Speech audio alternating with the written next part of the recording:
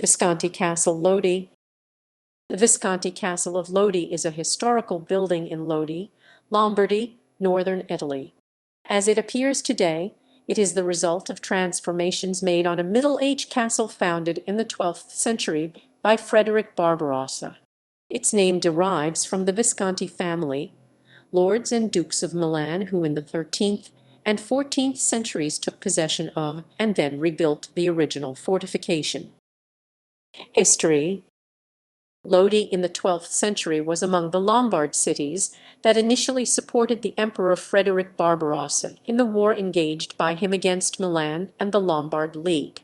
The castle was built by the emperor near the door of the city on the way to Milan, located about 30 kilometers north of Lodi.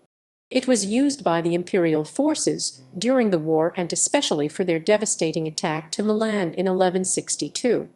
In the first half of the 14th century, the castle was acquired by members of the Visconti house during the period of their initial expansion. Later, the castle became part of the dominions of Bernabo Visconti and rebuilt by him between 1355 and 1370. In 1416, Filippo Maria Visconti reinforced the ravelin. In 1456, Francisco Sforza added a round tower to the northern corner of the castle. At the beginning of the 20th century, the rounded tower Torriani was elevated to host the supply tank of the mains water. Since then, it has become a landmark of Lodi. The castle today is the seat of the Questure of Lodi, the local office of the Italian Ministry of the Interior.